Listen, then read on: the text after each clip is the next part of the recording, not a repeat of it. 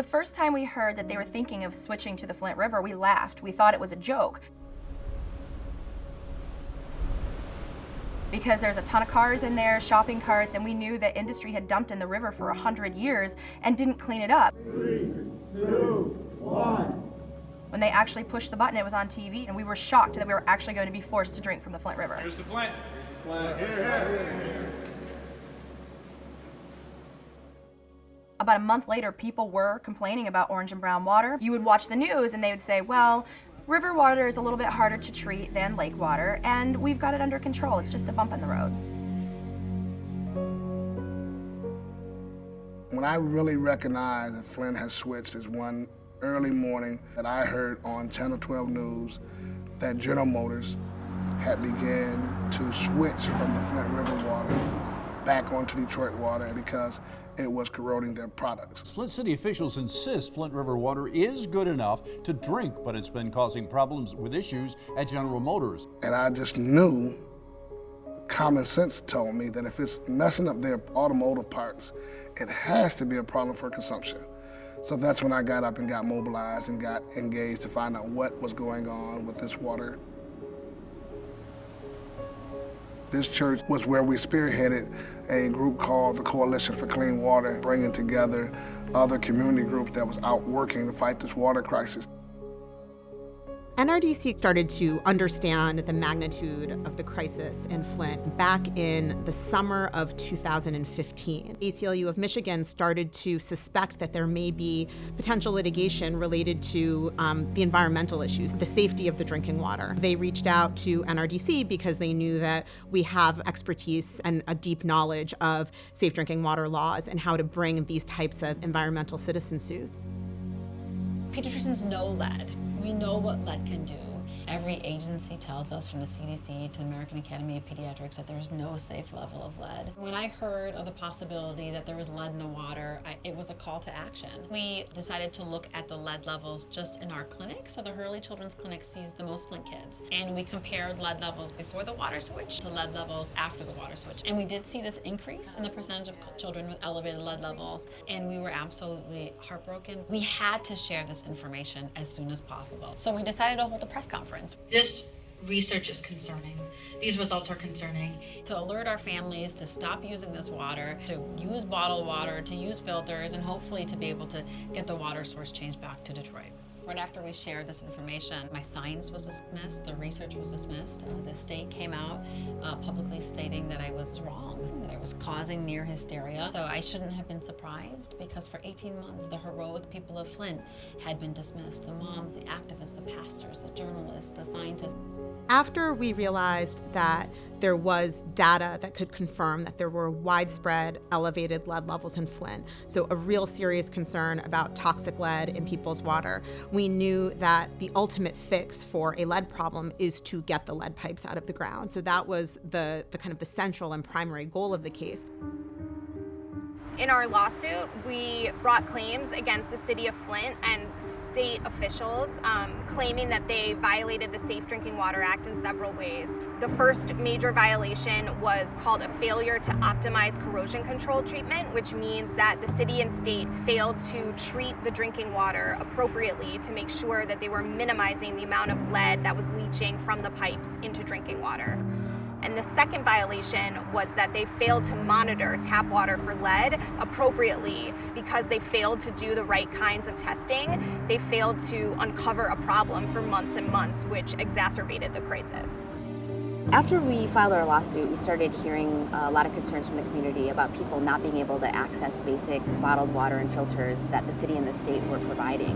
The state had set up some distribution points around the city, but it was very clear to us that that was inadequate. The state really expected individual residents of Flint to have to go out and find water day in and day out every day for months and months.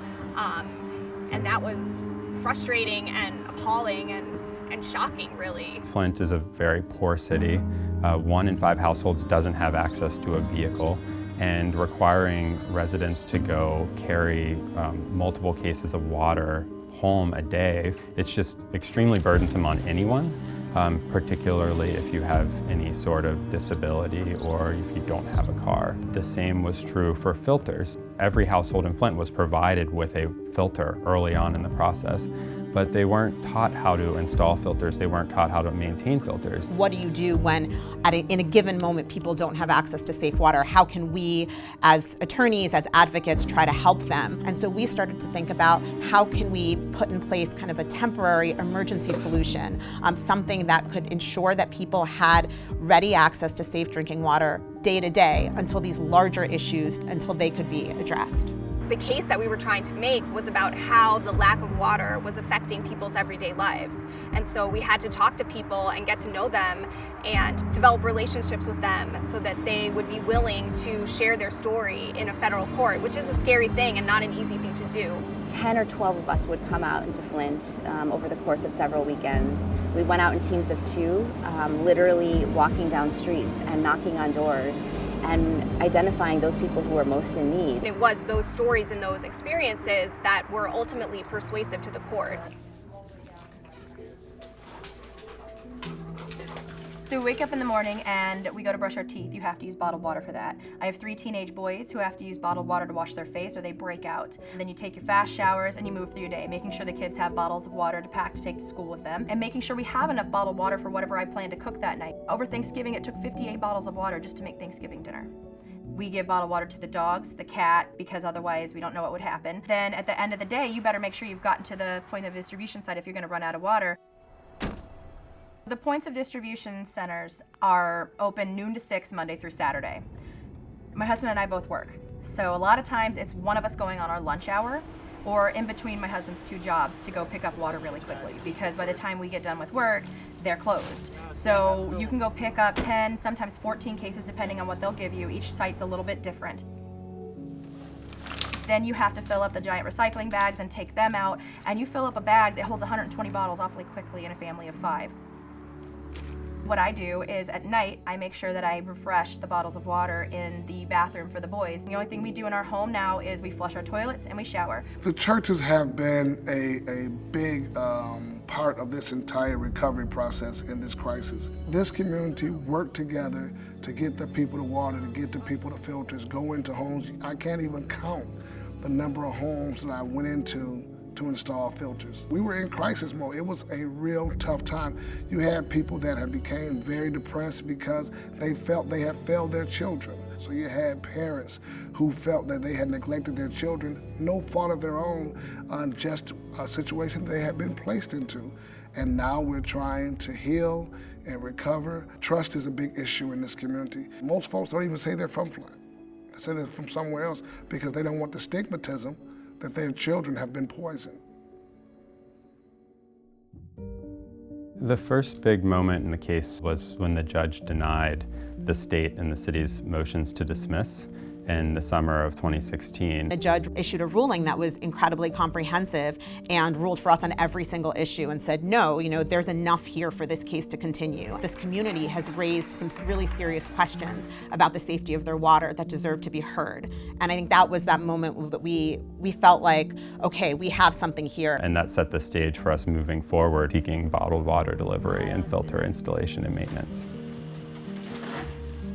This big order came down requiring the city and state to make sure that people had safe water in the interim while the case was pending. The city and the state sought to overturn that order. By the end of December, it was clear that they were not going to be successful. Both our judge and the Sixth Circuit Court of Appeals had said, no, there's a real concern for public safety and public health, and there needs to be more done. At that point, the governor of Michigan requested that the parties be convened for a mediation, and the judge ordered that. And then we all sat down at a table to talk. Once we had a settlement that all the parties were agreed upon, we submitted it to the court for its consideration and approval. We went to the courthouse in Detroit. Our clients were there. Lots of members from the community were there. I stood up in front of the judge and said, here's what we've been working on. Here's what we're asking you to approve. And the judge, accepted the settlement and entered it. And it was an incredible moment. Today is a great win for the city of Flint and an unprecedented outcome in a case like this. Our clients were thrilled. They worked so hard for this result. They're such an inspiring community. We were just so happy and honored that we could help them with this. Flint proved that even while poisoned, even while worried about surviving, that we're not just victims, we are fighters. The settlement agreement means that there's an enforceable commitment on the part of the city and state to replace the lead and galvanized steel pipes in the city within 3 years, and that the state will commit up to $97 million to make that happen. In addition, the state is committing to make sure that every resident in Flint has a properly installed filter in the meantime, so that they'll have safe water to drink while all this pipe removal is happening. The settlement also provides that the city and state will conduct robust tap water monitoring to make sure that lead levels in the city continue to go down over time. Everybody should be walking out of here with a water testing kit. We're sitting in the courtroom and I'm sitting next to Pastor Overton and I was like, did we just win? He's like, I think so. And we just sat there, both of us just sat there like, is this real? Do we actually just get the state to agree to replace pipes? And then we just sat there in shock, and then the attorneys turned around and everybody started hugging each other, and it just was surreal that all this work, the year and a half we'd been working on this lawsuit, that it had come to a settlement that was actually helpful for Flint residents. And that was the number one thing that we went to do, was to get lead service lines removed. And we accomplished that.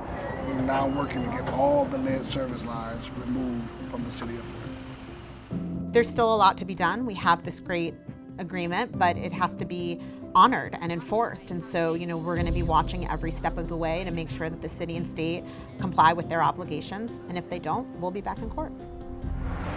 I hope the story that comes out of Flint is a story about citizens taking matters into their own hands, utilizing partnerships with organizations like NRDC to seek the justice and the outcome that they deserve. It was the activity of individual people, normal people, standing up and advocating for their rights, for their families, for their communities. Flint is an example of how every community can hold government officials accountable, especially when they are simply not doing their job, disregarding the public health, and disregarding, frankly, their moral and ethical obligations to ensure the safety of an entire community. For communities that find themselves in a situation similar to Flint, I think this case provides a ray of hope. It shows that courts are a viable option for those communities to enforce their rights to safe drinking water, even when it seems like everyone else is against them. The state of Michigan didn't expect what happened, which was for all of us to stand up, become educated, and become organized and fight back.